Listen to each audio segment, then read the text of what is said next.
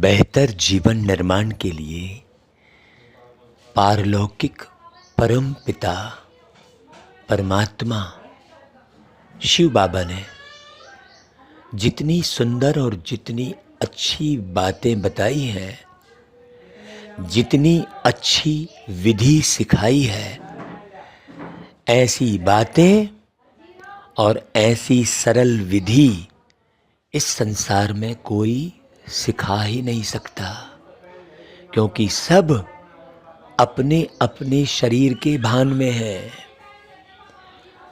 एक भी मनुष्य आत्मा इस सृष्टि रूपी रंगमंच पर ऐसी नहीं है जो परम पिता परमात्मा की तरह कोई बात बता सके।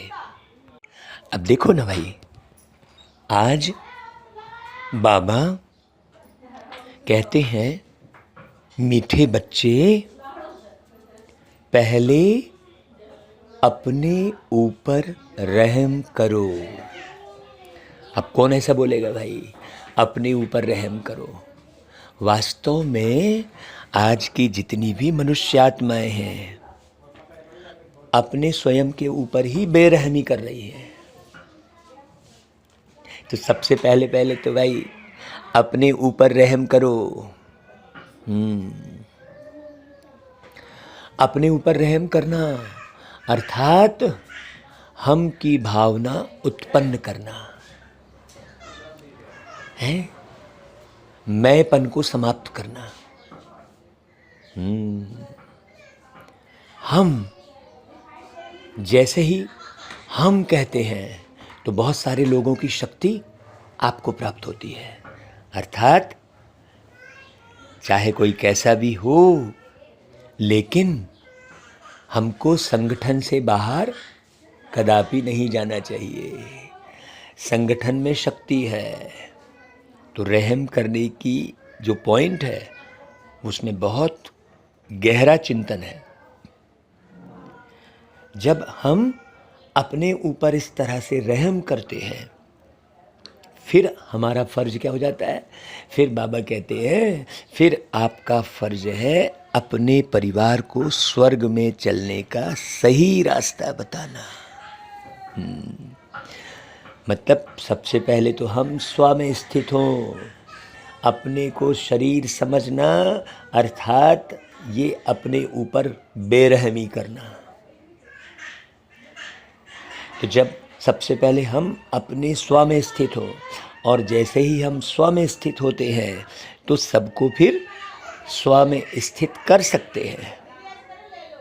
स्वर्ग में चलना अर्थात स्व में स्थित होना, स्वयं के गुणों में स्थित होना, स्वयं की शक्तियों को महसूस करना। तो बाबा कहते हैं अपने परिवार को भी स्वर्ग में चलने का सही रास्ता बताना।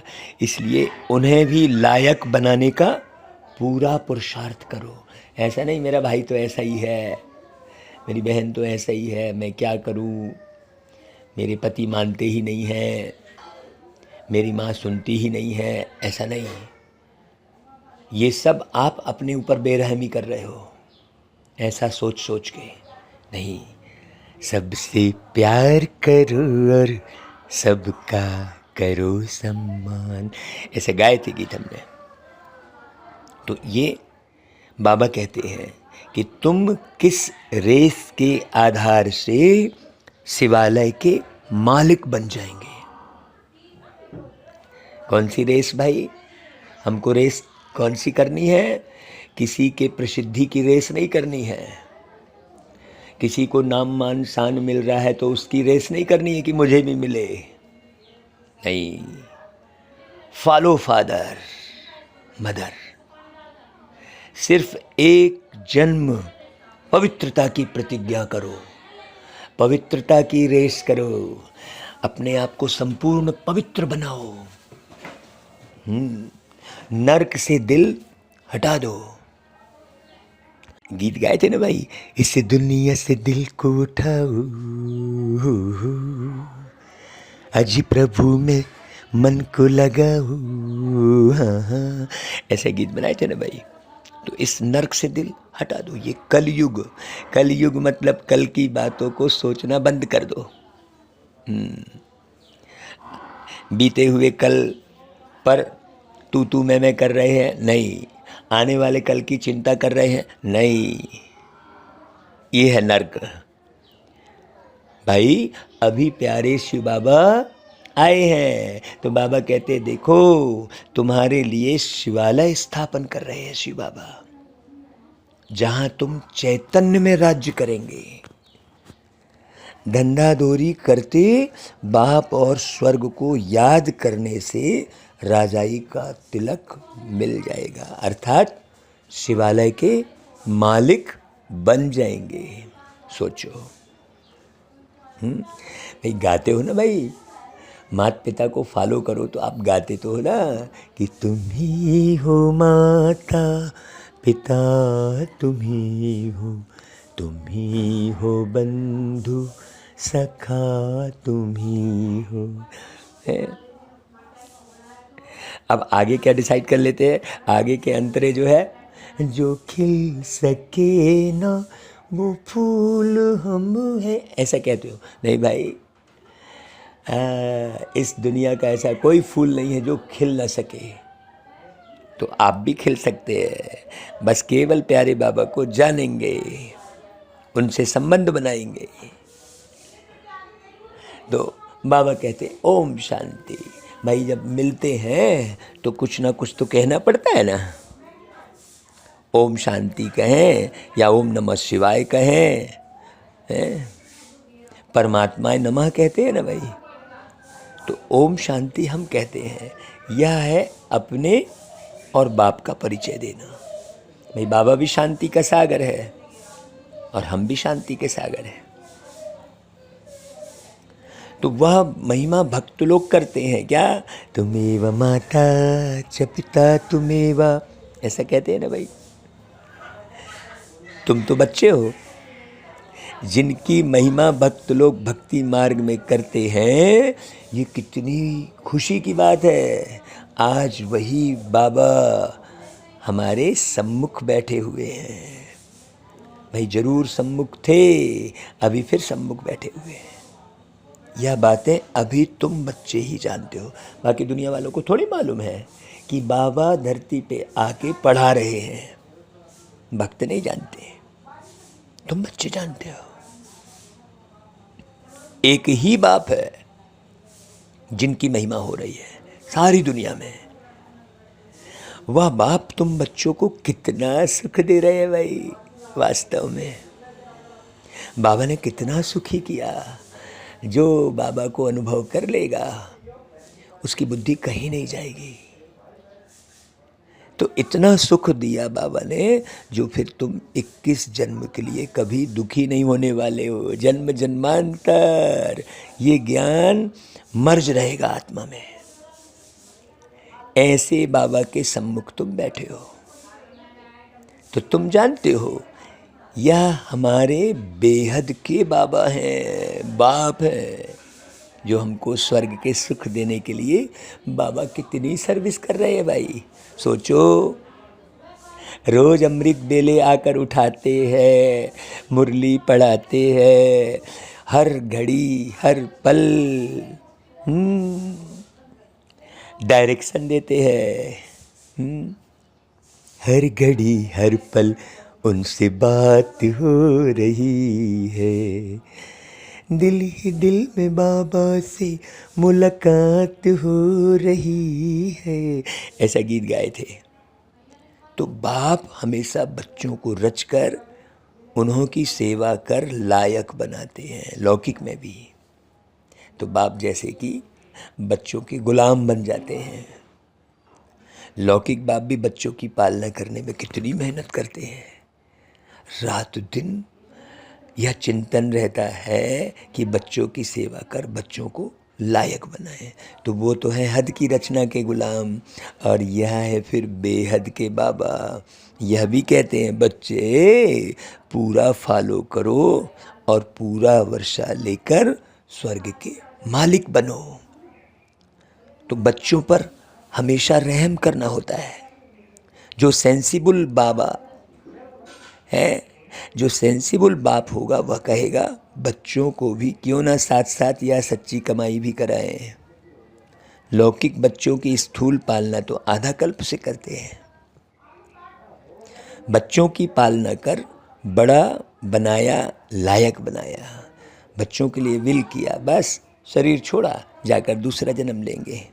तो वह तो हुए हद के बाप, और यह है फिर बेहद के बाप। वह हद का ब्रह्मा है, रचना रच फिर उनका गुलाम बनते। बहुत मेहनत करनी पड़ती है। कहाँ बच्चे कुसंग में खराब ना हो जाएं, नाम बदनाम न करें। परंतु वह तो हो गया अल्पकाल का सुख। उन्हें यह पता नहीं कि बच्चा सपूत निकलेगा या कपूत। कई ऐसे कपूत निकलते हैं जो एकदम खाना खराब कर देते हैं, बाप की मिल्कियत को एकदम उड़ाकर चट कर देते हैं। इसलिए बड़ी संभाल करनी पड़ती है। जब आप बाबा की मुरली सुनते हैं ना, तो आप अपने बच्चों की भी बहुत अच्छे से संभाल कर सकते हैं। भाई हम इस बात के बहुत अच्छे से अनुभवी हैं। तो बेहद के बाबा को कितना फुरना रहता है भाई। कहते हैं तुम भी वर्षा लो और अपनी रचना को भी वर्षा दो। परंतु फिर भी कपूत बच्चे होते हैं तो बाप का कहना नहीं मानते। बाप कहते हैं पढ़ाई करो तो पढ़ते नहीं, पवित्र नहीं बनते। कोई मुश्किल कोटों में कोई में भी कोई आज्ञाकारी निकलते हैं। यहाँ तो डायरेक्ट परमपिता परमात्मा की श्रीमत मिलती है भाई। तुम मात पिता हम बालक तेरे, तुम्हारी कृपा से सुख घनेरे। तो यह एक की ही महिमा है ना भाई। परंतु मनुष्य न जानने के कारण श्री कृष्ण के आगे, लक्ष्मी नारायण के आगे कहेंगे तुम मात पिता। तो यह भी तो अंधश्रद्धा है ना। अब भाई लक्ष्मी नारायण तो प्रारब्ध पाते हैं, उनके अपने बच्चे हैं। हम उनको कैसे कहते हैं तुम मात पिता। कितनी अच्छी बात बोले बताओ। वास्तव में यह महिमा एक की ही है। गीत में सुना कि ऊंचे ते ऊंचे हैं शिव बाबा, सबके सदगति दाता, सबको शांति धाम सुख धाम में ले जाने वाले। तो ऐसे बाबा की श्रीमत पर जरूर चलना चाहिए। समझते भी है? माता पिता से ही 21 जन्मों के लिए सुख घनेरे मिलते हैं। परंतु ऐसी श्रीमत पर कोई मुश्किल चलता है, बहुत ऊंचा वर्षा मिलता है। बाबा कहते हैं मैं तुम बच्चों के लिए हथेली पर बहिष्ट लाया हूँ, जब श्रीमत पर चलो तब लायक बनो। तो कदम कदम पर मत लेनी है। मत पर नहीं चलते तो ऊंच पद पा न सके। स्वर्ग में लक्ष्मी नारायण का राज्य था, यह किसको पता ही नहीं। आगे हम भी कहते थे फलाना स्वर्गवासी हुआ, अथवा सन्यासी कोई मरेंगे तो कहेंगे ज्योति ज्योत समाया, परंतु जाता तो कोई नहीं है ना। है जीवन मुक्ति व मुक्तिदाता एक ही बाबा है। वह ना आए तब तक कोई जा न सके। वह है निराकारी दुनिया, निराकारी बाप और निराकारी आत्माएं वहाँ रहती हैं, जिसको परम धाम भी कहा जाता है भाई। लेकिन साइंस घमंडी समझते हैं यहाँ ही जन्मते और मरते हैं, जैसे मच्छर। सृष्टि के चक्र का किसको भी पता ही नहीं है। सर्वव्यापी के ज्ञान से कोई कुछ भी समझ ना सके। तो भाई अब तो तुमको बाप मिला है ना भाई, समझ में तो आ गया ना। बाबा कहते हैं बच्चे अब वापस चलो, अब बुद्धि यहाँ नहीं फंसाओ। मैं कल्प पहले मुआफिक सबको ले जाने आया हूँ, ऐसा कौन बोलेगा भाई। तुम आत्मा में बहुत खाद पड़ी है। हाँ, इस संसार में जितनी भी आत्माएं हैं, सबकी आत्मा तथा शरीर आयरन एजेड हो गए हैं। उनको फिर से सतो प्रधान बनाना है। कितनी मेहनत है भाई। तुम बच्चों को है ये समझना है अच्छे से कि भाई हम आत्माएं सतो प्रधान थी, तब गोल्डन एजेड वर्ल्ड थी। पवित्र आत्मा का पवित्र सोने जैसा शरीर था। उसको सच्चा जेवर कहा जाता है। अभी भी जो आयुर्वेद का इलाज करते हैं वो शरीर को मजबूत बनाने के लिए स्वर्ण भस्म खाने की बात कहते हैं। और एक समय था वो तो स्वर्ण जैसा ही शरीर था, उसको सच्चा जेवर कहा जाता था। अब तो क्या हो गया, 1% भी सच्चा सोना नहीं रहा है, खाद पड़ी हुई है। अब बाबा कहते हैं सिर्फ मुझ बाप को याद करो तो सच्चा सोना बनते जाएंगे, धीरे धीरे आत्मा उड़ने लग जाएगी। भाई ये हमारी अपनी ज़िंदगी का अनुभव है। क्या थे और बाबा ने क्या बना दिया है। अभी तो सारी दुनिया में जितनी भी मनुष्य आत्माएं हैं सबके पंख टूटे हुए हैं। जैसा पुरुषार्थ करेंगे वैसा पद पाएंगे। कितनी ऊंची पढ़ाई है। भगवान वाच, मैं तुमको राजयोग सिखलाता हूँ जिससे तुम राजाओं का राजा बनेंगे। विकारी पुजारी राजाओं के भी पूज्य बनेंगे। गाया भी है ना भाई, आपे ही पूज्य आपे ही पुजारी। तो तुम जानते हो हम सो पूज्य देवी देवता थे, फिर हम सो पूज्य चंद्रवंशी बने। हम सो पूज्य और पुजारी बनते हैं। बाबा आकर पुजारी से पूज्य बना रहे हैं। अब ज्ञान जिंदाबाद हो रहा है। ब्रह्मा सो ब्रह्मा कुमार कुमारियों की सत अब पूरी होती है? और रात कब से प्रारंभ होती है भाई, यह शास्त्रवादी नहीं जानते हैं। ब्रह्मा का दिन सतयुग त्रेता द्वापर के आदि से रात शुरू होती है। यह सब बातें तुम बच्चों की बुद्धि में है कि अब 84 जन्म पूरे कर हम फिर से राज्य भाग्य पाएंगे। सतयुग में यह ज्ञान नहीं रहेगा। वहाँ तो है प्रारब्ध, वहाँ भी तुम अपने बाप से वर्षा लेते हो, परंतु वह इस समय की प्रारब्ध है जो 21 जन्म चलती है। और ये सब खेल भारत पर ही है सारा। सतयुग में जो देवी देवताओं का राज्य था वह अभी आसुरी बना है। प्रजा का प्रजा पर राज्य है। बाबा कहते बच्चे, hear no evil see no evil. भाई बंदर का एक चित्र दिखाते हैं ना। बंदर के चित्र क्यों बनाते हैं? क्योंकि अभी सभी मनुष्य बंदर मिशल बन पड़े हैं, इसलिए बंदर की शक्ल दिखाते हैं। बात इस समय की है। इसको कहा जाता है रौ रौ नर्क। बिच्छू टिंडन मिसल एक दो को काटते रहते हैं। बच्चे बाप का भी खून कर देते हैं। माया ने सबको डर्टी बना दिया है। भारत हेवन था और अब हेल है। 84 जन्म भी भारतवासियों के हैं। तो बाबा कहते हैं मैं कितनी समझानी देता हूँ। कहते हैं I am most obedient father. Father servant, teacher servant, Guru servant. अब मैं आया हूँ। भाई पंडित लोग भी यात्री के सर्वेंट होते हैं ना, रास्ता बताने वाले। अब मैं तुम बच्चों को स्वर्ग ले चलने के लिए गाइड बना हूँ। देखो बाबा क्या कह रहे हैं, लिबरेट करता हूँ। हिस्ट्री तो रिपीट जरूर होगी। ग्रंथ में भी कहते हैं कि सत होशी भी सत एक ओंकार, ऐसा कहते हैं ना भाई। यह परमात्मा की महिमा है। एक तरफ कहते हैं अजोनी, दूसरी तरफ कहते हैं सर्वव्यापी है। जिधर देखता हूँ तू ही तू है। तो यहाँ हम आए हैं मौज करने, ऐसे बहुत ही कहते हैं। अब बाबा कहते बच्चे यह सब बातें तुम्हें डुबोने वाली हैं, मौज करने आए हैं। सर्वव्यापी का ज्ञान क्या है? डुबो देता है। बाबा कितने समझाते हैं। कोई तो झट निश्चय करते हैं कि बाबा से वर्षा लेना है। तो इन जैसा स्वीट फादर मिल नहीं सकता। भाई स्वर्ग की स्थापना करने वाले तो परमात्मा है ना, ये किसी को भी नहीं मालूम। नरक तो अपने आप बन जाता है। तो जब वो परमपिता परमात्मा मिले तभी हम स्वर्ग के मालिक बने। ऐसे थोड़ी कोई भी स्वर्ग चला जाएगा।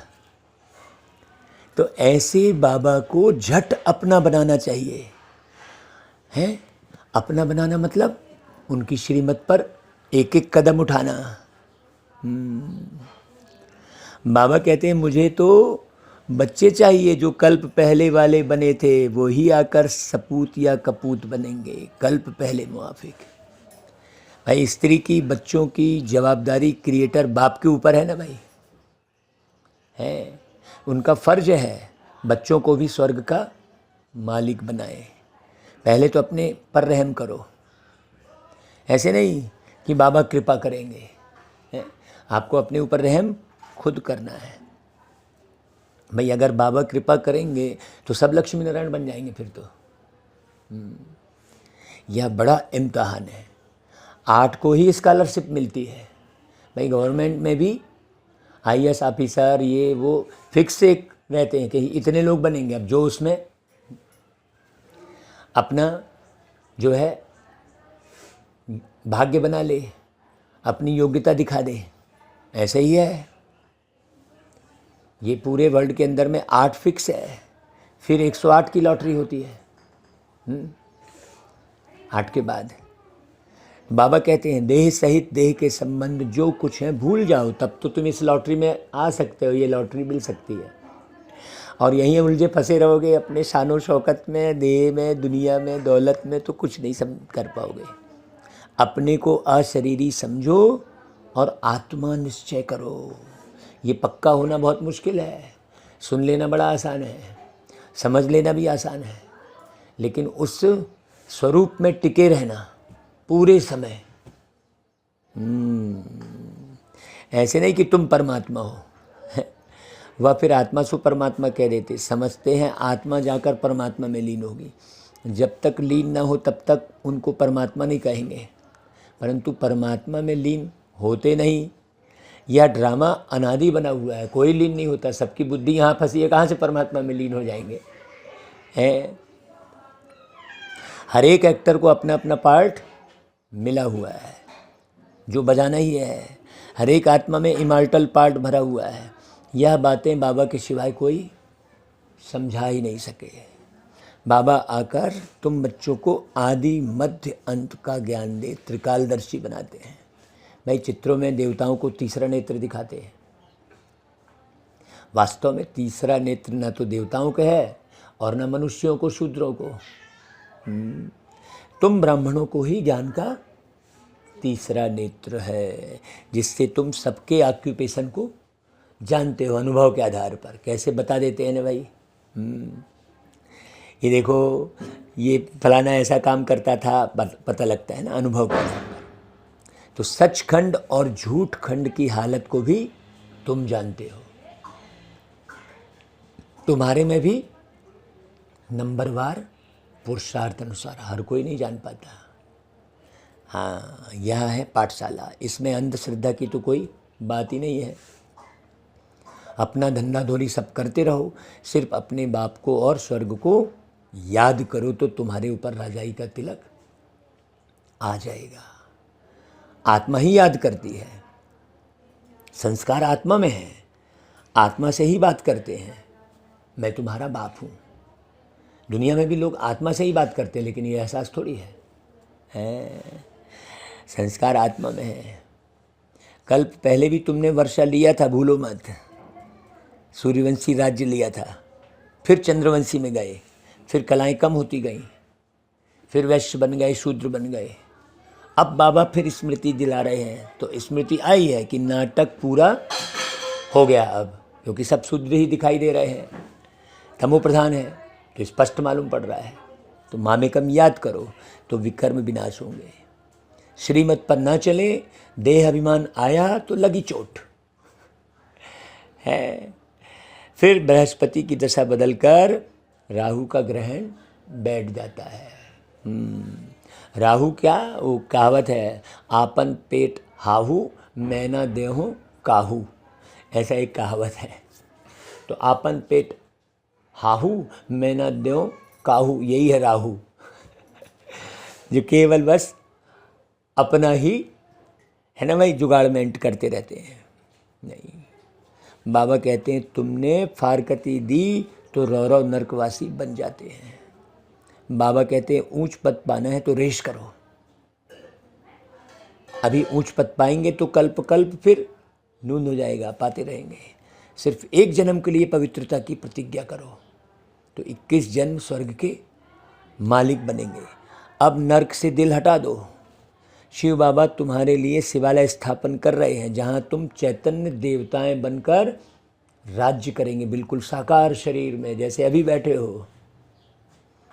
तो क्या शिवालय का मालिक बनने चाहते हो? चाहते हो तो फॉलो फादर मदर। जो कुछ है सब तुम बच्चों के लिए ही तो है।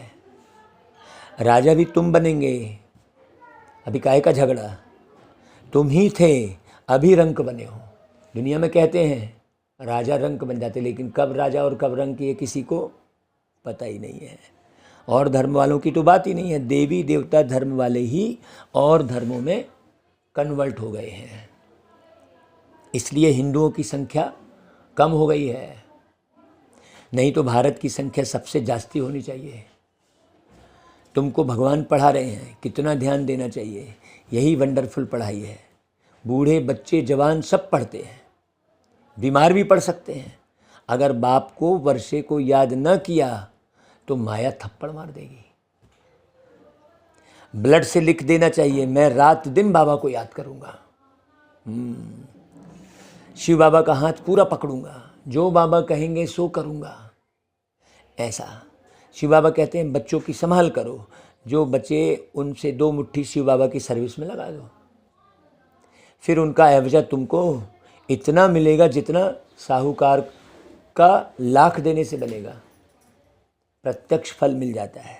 अच्छा भाई, बाबा याद प्यार देते, गुड मॉर्निंग करते, नमस्ते करते हैं। अभी धारणा के लिए मुख्य सार, देह तथा देह के सर्व संबंध भूल अशरीरी आत्मा बनने का अभ्यास करो।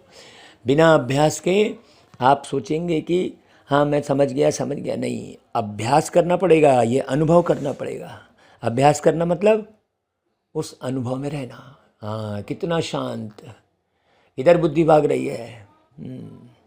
ये देखो, बाप से श्रीमत लेकर कदम कदम पर उस पर चलना है। दूसरी पॉइंट, पढ़ाई पर पूरा पूरा ध्यान देना है। हाँ, ऐसा नहीं सुन लिए। अब देखो, एक कोई भी गीत है, उसको यदि 1 महीने नहीं सुने तो वो सारी लाइनें भूल जाते हैं। कैसा सुर था, कैसे शब्द थे, स्मृति में नहीं रहता। तो फिर 5000 वर्ष की बात हम सोचे कि नहीं, हम तो बस समझ गए, ऐसा तो है नहीं। इसलिए पढ़ाई पर पूरा पूरा ध्यान देना। दृढ़ संकल्प करना है कि रात दिन एक बाबा की याद में रहूँगा और बाबा जो कहेंगे वह अवश्य करूँगा। Hear no evil, see no evil. अच्छा भाई, वरदान, एक समय के पीछे परवाने बन फिदा होने वाले, कोटों में कोई श्रेष्ठ आत्मा भाव। फिदा होना अलग बात हो गई ना। हाँ, सिर्फ बाबा की सेवा ही याद है, बस कुछ भी याद नहीं। और है ना कोई स्वाद याद है, ना कोई फैशन याद है, ना कोई मित्र याद है, ना कोई बंधु याद है, ना कोई रिश्ता याद है। याद सिर्फ कौन है? बाबा और बाबा का ज्ञान, बाबा की सेवा। है ना भाई? सब कुछ भूले हुए, जो मिले सो खाऊं, जहाँ सोने मिले सोऊं, तुम्ही से खाऊं, तुम्ही से सोऊं। ये स्थिति सारे विश्व के अंदर हम कोटों में कोई में भी कोई श्रेष्ठ आत्माएं हैं जिन्होंने स्वयं अनुभव करके यह महसूस किया है कि हम कल्प पहले वाली वही श्रेष्ठ आत्माएं हैं जिन्होंने स्वयं को बाप समा के पीछे फिदा किया है। बहुत कम, कोटों में कोई ने भी और कोई में कोई नहीं अनुभव किया है। हाँ, तब सोचो भाई, ये अनुभव होता है कि नहीं पूरे समय कि मैं कल्प पहले वाली आत्मा हूँ। वे चक्र लगाने वाले नहीं हैं, परवाने बन फिदा होने वाले हैं। फिदा होना अर्थात मर जाना। तो ऐसे जल मरने वाले परवाने हो ना भाई। जलना ही बाप का बनना है। जलना अर्थात संपूर्ण परिवर्तन होना। पुराने कोई संस्कार नहीं, मुझे तो ये पसंद वो पसंद। अरे काहे की पसंद, बाबा मिल गया, सब कुछ ओके, जो आया सो बढ़िया।